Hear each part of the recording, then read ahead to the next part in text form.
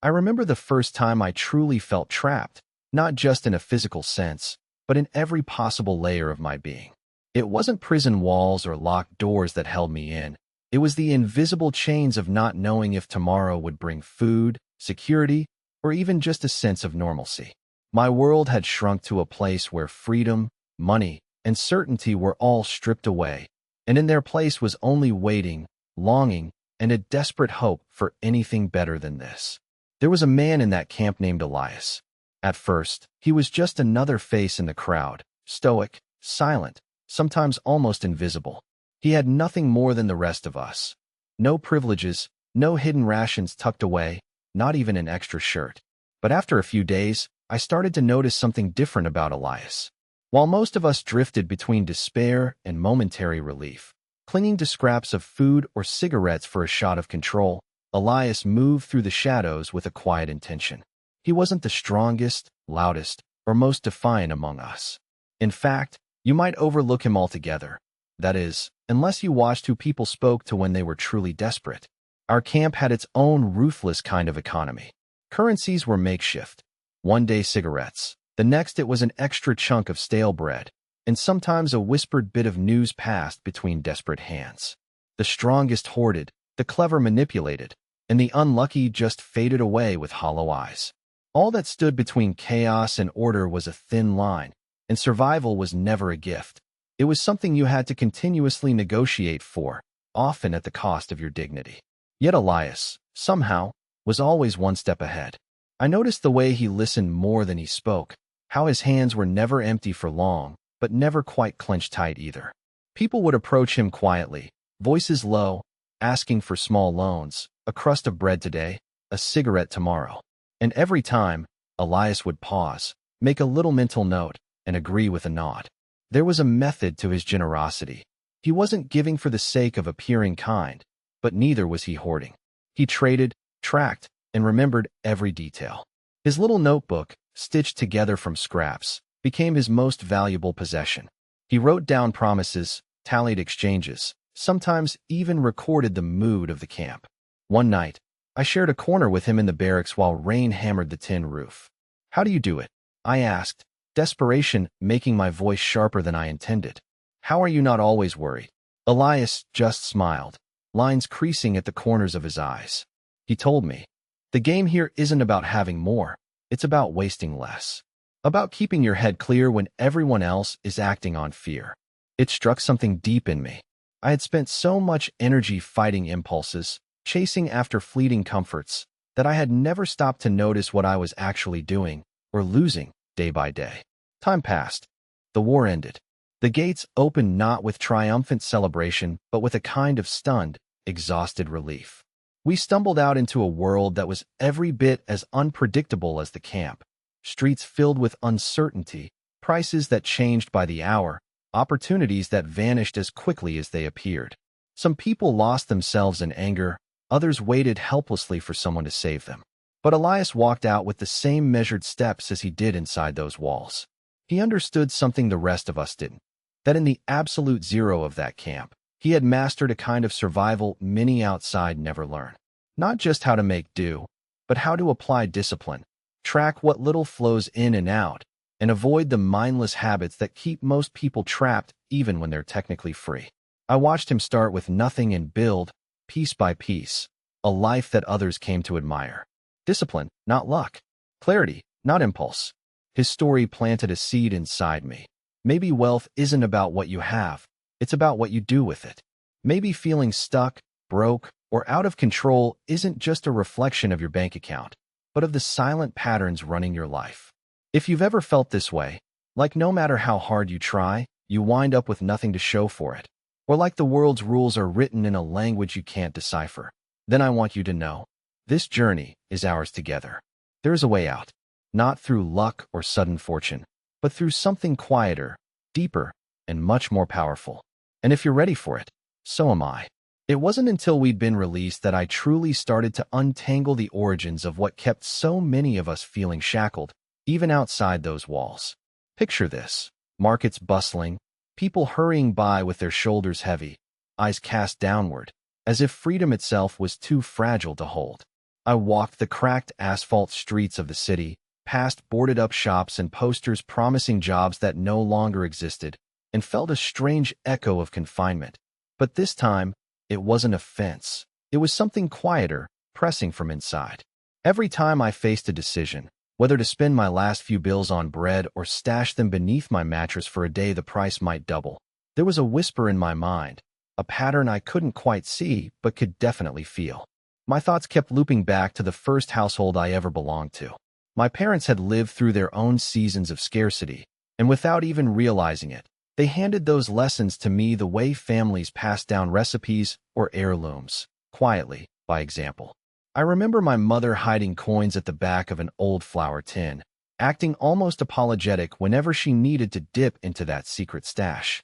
My father spoke of money only in hushed, anxious tones, as if saying bank or debt aloud might call some misfortune upon us. We never talked about wealth. Instead, anxiety was the steady rhythm in our home. As I grew older, I noticed how the neighborhood kids echoed their own parents' beliefs. Some became reckless, always spending the moment they got their hands on anything valuable, convinced that scarcity would strike if they waited for tomorrow. Others clung tightly to every scrap, convinced by endless stories of loss that danger lurked right around the corner. None of us asked where these stories came from. We just lived them out, unwitting actors on an inherited stage. It dawned on me that these internal scripts run deeper than we want to admit. Cultural messages, family dogmas, even small-town gossip, all of it lodges itself into our sense of what's possible, what's safe. Instead of questioning them, we treat them as law. It's astonishing how a childhood memory, like being scolded for wanting new shoes or overhearing grown-ups argue over a late bill, can become a rule that silently shapes every financial decision years down the line. In my case, this meant frequent hesitance. I'd feel a tightening in my chest just seeing a price tag, even if I could technically afford the item. Sometimes, I'd catch myself apologizing to a cashier for the very act of purchasing something, as if I needed permission to meet my own needs. I started to challenge these feelings, not with spreadsheets or budgets, but simply by noticing the voice behind them. Was it really me choosing to hoard, or spend, or freeze up? Or was I replaying echoes from the past, mistaken for my own wisdom? The more I paid attention, the more I saw that this wasn't just my problem. Friends, colleagues, strangers standing at the ATM, they all carried these inherited burdens, repeating rituals built on old fears or outdated survival strategies. Most revealing were the moments of contrast, like visiting distant relatives whose view of money was entirely different from mine. My cousin Mia, for example, treated money as a tool, not a threat. Watching her pick out a birthday gift, delighted and unhurried, made me realize how much lighter things could be. She grew up hearing stories of generosity, not lack, and it showed in every gesture, every decision. There was no invisible chain pulling her back from opportunity. Recognizing these influences was like finally seeing the blueprints for a house I'd been living in blindly. It explained why some choices left me feeling guilty and others inexplicably proud. More crucially, understanding these roots gave me the first real leverage to pry myself free. If those patterns were learned, then surely I could start unlearning them, one belief at a time. Now, as I walk through the world, I ask myself whose story I'm living. Is it mine, or is it a relentless echo from people who never really found peace themselves? That question has become a quiet strength, a way to clear out space for something new, something I can call mine, built on consciousness rather than compulsion. Oddly enough, my real turning point arrived on a day when I watched two men haggling over a scrap of chocolate. One, gaunt and jittery, thrust his palm out, voice rising with impatience. The other, placid and fixed, held his ground, insisting on a fair exchange. I recognized an old habit flickering across their faces, a silent play of belief battling practicality. They both clung to stories about what chocolate meant, comfort, currency, or fleeting joy. Yet beneath the drama, a stark fact confronted me. The rules we trusted to make sense of value, fairness, or need were often flimsy reflections of myth rather than reality. It struck me that so much of what we assume about wealth is built atop shaky ground. People repeat declarations like, money is just evil, or only lucky people ever get ahead, as if reciting a family recipe. I came to realize those phrases disguised a deep powerlessness. Their chains forged from other people's disappointments, inherited without examination. I started to interrogate even the most basic truths, like the belief that saving is pointless if your earnings barely cover rent, or that debt is a permanent stain on character. Whenever someone insisted, "You have to spend to show you belong," I'd recognize the voice of fear masquerading as wisdom. One evening, sandwiched between whispered trades and the familiar clang of the mess hall, a new idea began to stir. What if these stories were nothing more than scaffolding, ready to be taken down and rebuilt? Instead of accepting grim axioms about sacrifice or permanent struggle, I wondered if it was possible to swap them for beliefs that actually opened windows, not slammed them shut. For instance, what if, in place of "I'll never have enough," I dared to whisper, "I can do a lot with a little, and every choice matters"? That single substitution reframed the entire game. Imagining a different blueprint, I started listening for patterns in casual talk. One guy, Pavel, always rolled his eyes and muttered, "People like us don't get ahead." Oddly, every opportunity, a new job list, a favor owed, glided right past him as if he weren't even in the room. Another fellow, Jonas, had the oddest ritual. Before each deal, he'd mutter quietly, "Let's see what good comes of this." Even when supplies ran low, Jonas seemed to catch a break or create a solution. His approach wasn't blind optimism. It was an act of planting possibility where others only saw dead ends. I paid close attention to what happened next. Over time, small shifts in their language cascaded into entirely different outcomes. Pavel prepared for disappointment and found it. Jonas planned for gain and built on each small advantage. Motivated by these observations, I scribbled down phrases each night, lines I whispered in my own head or heard ricocheting from others. I challenged each one. Is that thought true? Does it serve growth? Or does it quietly cement limits? Replacing "I shouldn't ask for more" with "I can respectfully negotiate for what I need" changed the way I approached every interaction, from ration lines to later job interviews. Even the modest act of telling myself, "I'm learning every day," instead of "I always mess up," began to tilt the balance of my days toward learning over shame. Shifting my beliefs wasn't about naive positivity or denying hardship.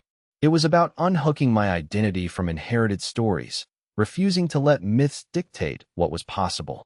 Each time I noticed a thought that shrank my sense of options, I'd counter it with a firm, chosen truth. "My choices build tomorrow," or "Steady steps move any mountain." These statements worked like seeds, small at first, but determined, persistent. Before long, I noticed my own behaviors bending to match this new mental soil. I no longer stepped into negotiations expecting loss. I entered them open to fair, generous outcomes.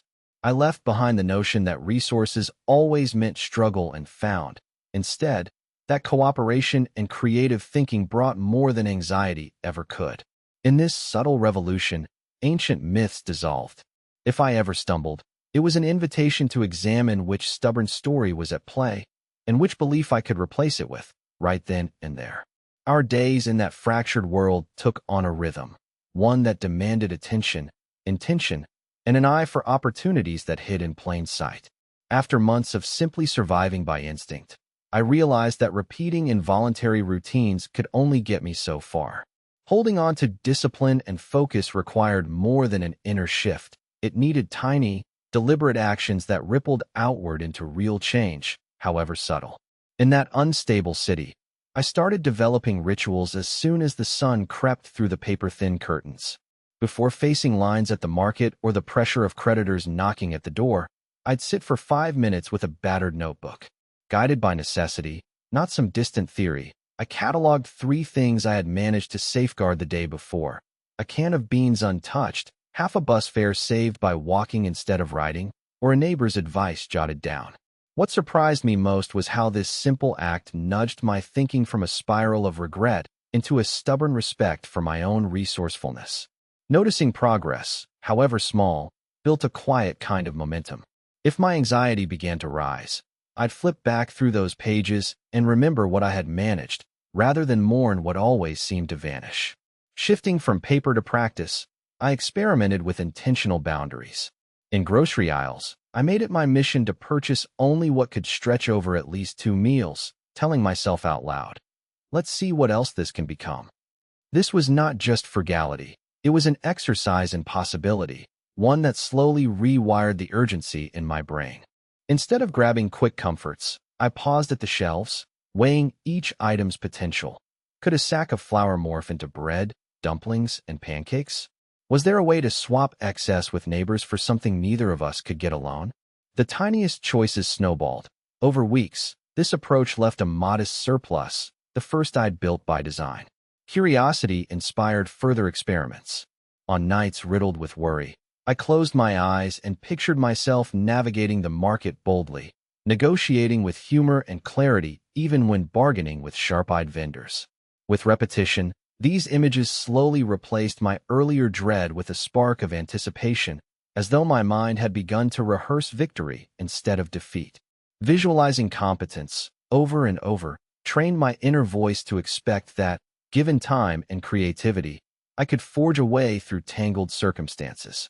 It didn't end with visualization. If sleeplessness tangled my thoughts, I penned letters to myself as if I were advising a dear friend. Tomorrow, you're going to notice the best deal first, I'd scrawl, or you remember the mistake, so you'll avoid it this time.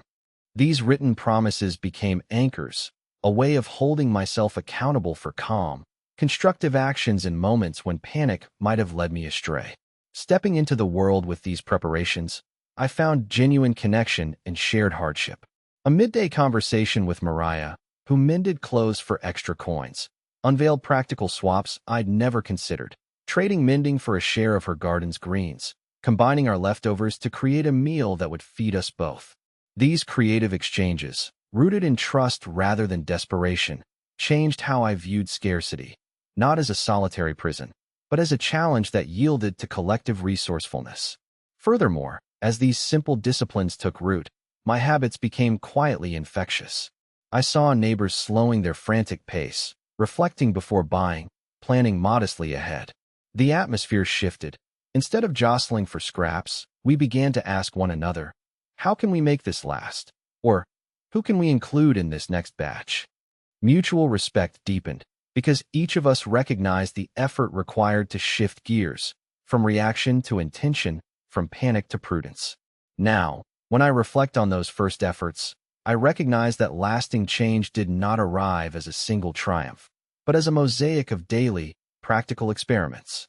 Each step, humble as it may have seemed, linked mindset with habit and gave me proof, real proof, that small, consistent actions forge paths to freedom where none appear. That realization, in itself, changed the landscape not just of finances, but of hope. As weeks passed, the raw edges of survival began to dull, replaced by something both unfamiliar and exhilarating. The earliest hints that I could trust myself, even in a world riddled with unpredictability.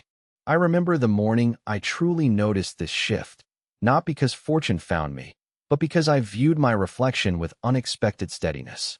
My shoulders, once slumped beneath invisible burdens, had straightened.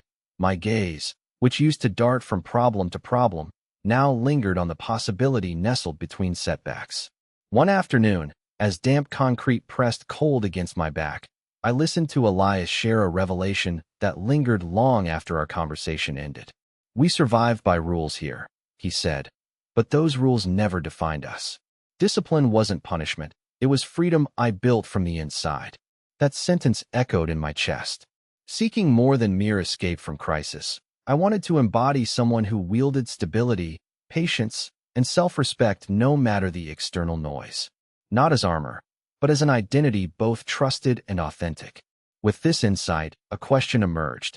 Who am I when stripped of excuses, facing both emptiness and potential in equal measure? Under the fluorescent flicker of city lights, I experimented with my answer. Each morning, I addressed myself by a new standard, someone who manages resources with clarity and anticipation. Keeping a handwritten commitment on my battered nightstand, I'd catch myself when temptation called. Instead of surrendering to impulse, I reframed the smallest challenges into chances to refine my self-image. When friends urged me to chase instant relief, I remembered what Elias modeled: postponement, applied with precision, could transform scarcity into quiet pride. Meanwhile, my motivation was no longer confined to mere accumulation. I found myself pondering how my decisions could ripple wider. One chilly evening, a young woman named Lila approached me as I counted coins, her eyes bright with desperate questions. "How do you face tomorrow when everything is so unsure?" she whispered. I realized then that assurance isn't found in balance sheets, but in how steadfastly we claim our place as stewards, guardians of our own story. Building from this, my values grew roots in something unshakable, aligning my financial intentions with the kind of person I aspired to be. Lending a loaf of bread didn't sap my reserves. It solidified my role as someone invested in collective improvement. Every act of deliberate saving, every negotiation where I refused to undersell my work, strengthened my sense that prosperity was a practice, deeply intertwined with personal ethics and aspirations for the future.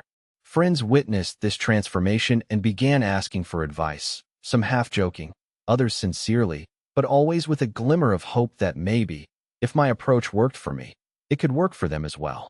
In moments of doubt, I called upon imagery that fostered belonging. When my resolve wavered, I closed my eyes and envisioned myself as a tree roots deep in the soil, flexible when storms threatened, yet upright regardless of the weather. Instead of measuring worth by fleeting assets, I evaluated progress by each deliberate choice and the growing ease with which I welcomed financial conversations.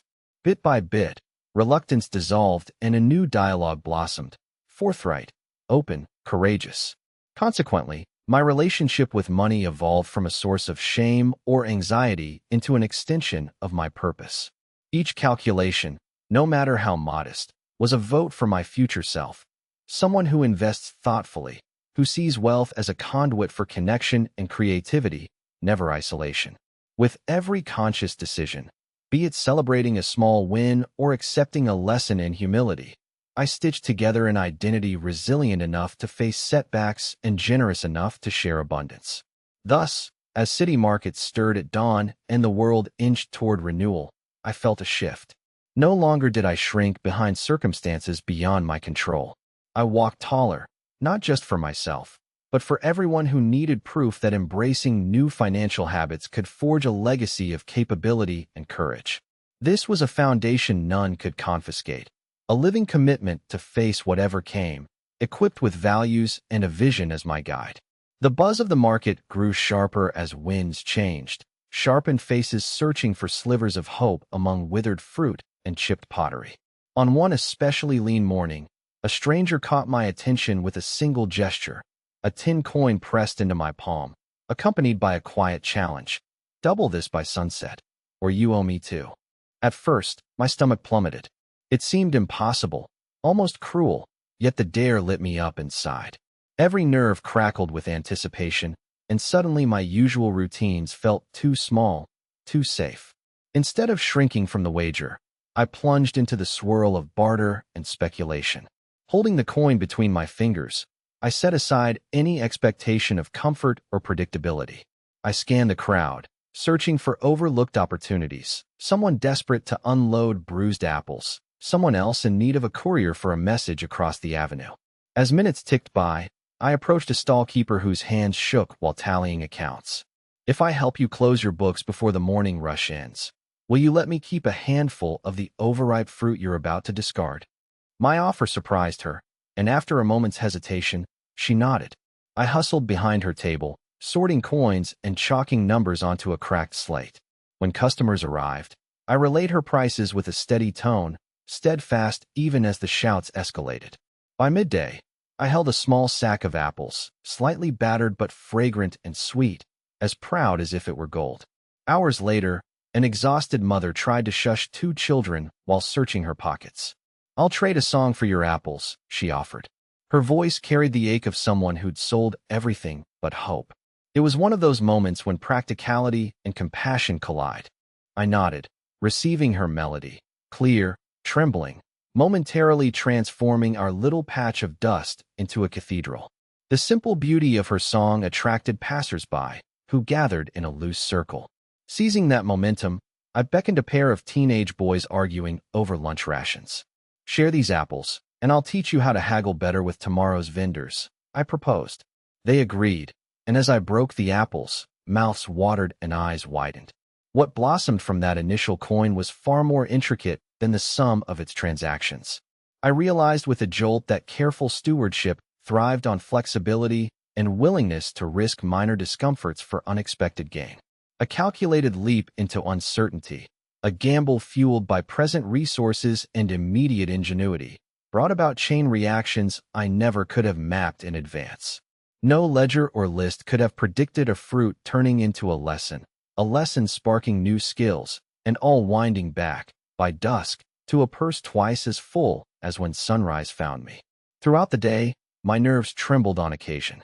Doubts tiptoed in, whispering old anxieties. What if I lost track, misjudged a trade, or trusted the wrong face? In those moments, discipline meant calmly reviewing my options, rerouting with a brisk pivot instead of spiraling into panic. Just as pivoting is crucial on a tightrope, financial self-mastery rested on the skill to shift plans, sometimes mid-conversation, without surrendering to chaos. Something shifted in how I saw myself, too. A willingness to trust my judgment, tempered by swift lessons and a sense of curiosity, replaced my previous dread of mistakes. Every new connection, every risk carefully measured and then taken, became a brick in the foundation of a sturdier self-image. As dusk painted the sky in gold and violet, I returned the coin and its twin to the stranger, feeling the electric charge of what can flower when we turn away from stale predictability towards subtle, courageous experiments. Reflecting on the day's unlikely web of exchanges, I realized that financial progress waits in the small spaces between needs and possibilities. It's in the chance encounter, the creative deal, the courage to risk losing comfort for something truer and richer. That night, while dusting fruit stains from my shirt and humming the melody I'd earned, it dawned on me that each deliberate stretch, each calculated risk, wrote a quiet anthem of autonomy and growth into my bones. Reflecting on this journey so far, I find myself drawn to the subtle alchemy that takes place when raw experience is distilled through patience and honest self-inquiry. In those liminal moments between fear and resolve, it's as if I have been threading together disparate strands of doubt into a fabric resilient enough to weather unpredictable storms. Each encounter, whether with a skeptical trader, a neighbor's cautious kindness, or the quiet stirrings that whisper at dusk, has imprinted new patterns across my perception.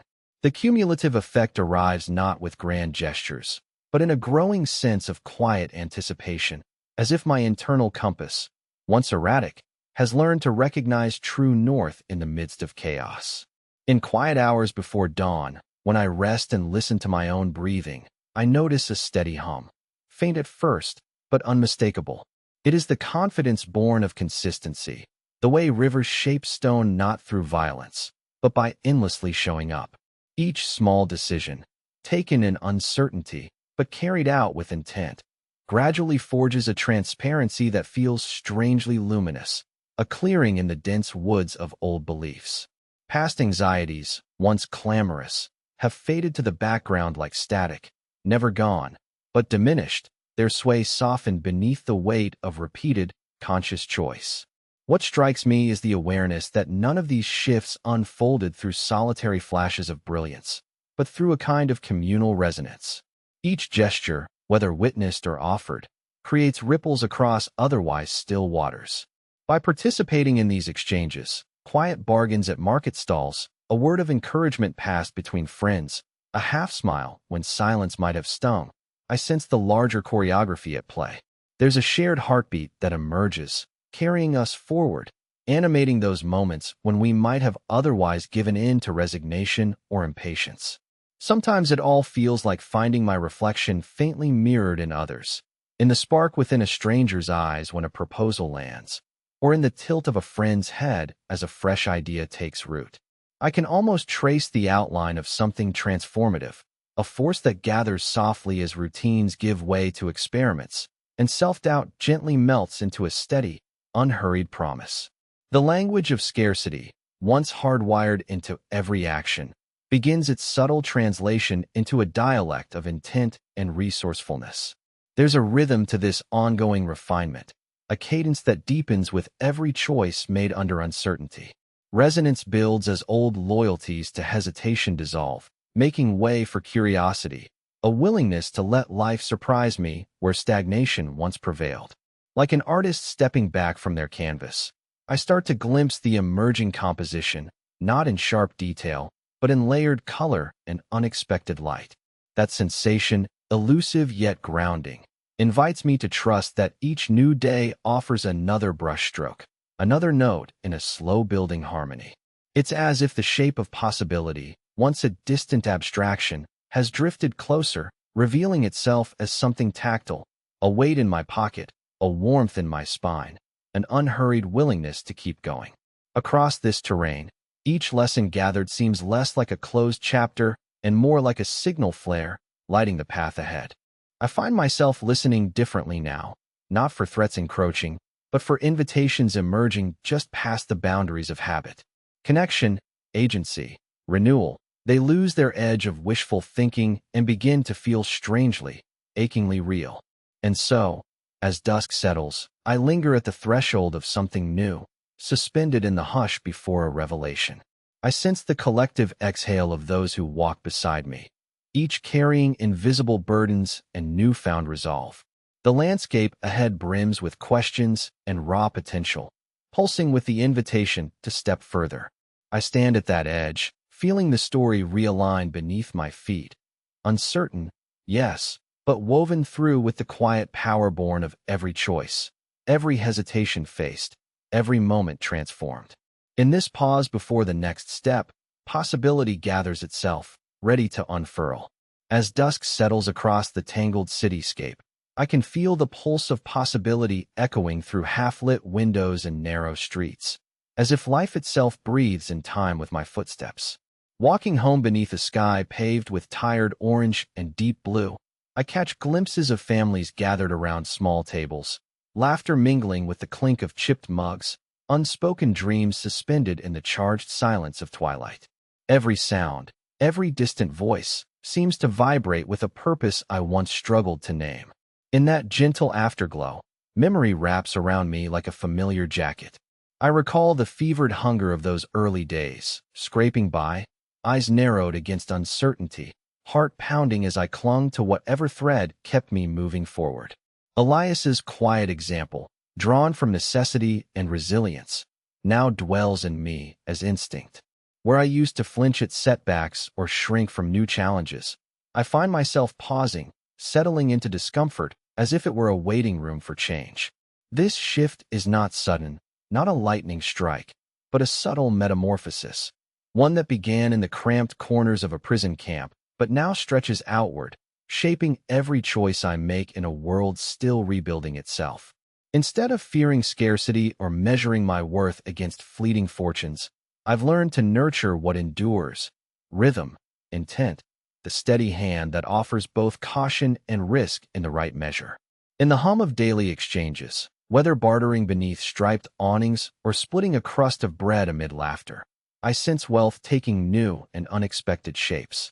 Sometimes it's a hard-won lesson, sometimes a joke passed between friends, occasionally a glimmer of opportunity just waiting for enough trust and courage to bring it to life. Evenings like this, when the air carries both fatigue and hope, reveal abundance in places I never thought to look. I realize now that freedom blooms not when every uncertainty vanishes, but in the practiced response to what endures.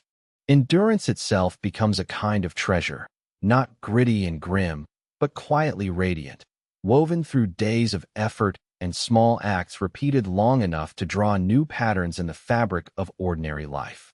Each deliberate step, however tentative, carries the imprint of discipline learned in hardship, a discipline that doesn't choke joy, but instead gives it ground to flourish. As I push open my battered door and breathe in the scent of warm bread and faint candle smoke, I understand. Prosperity has little to do with perfect plans or windfalls.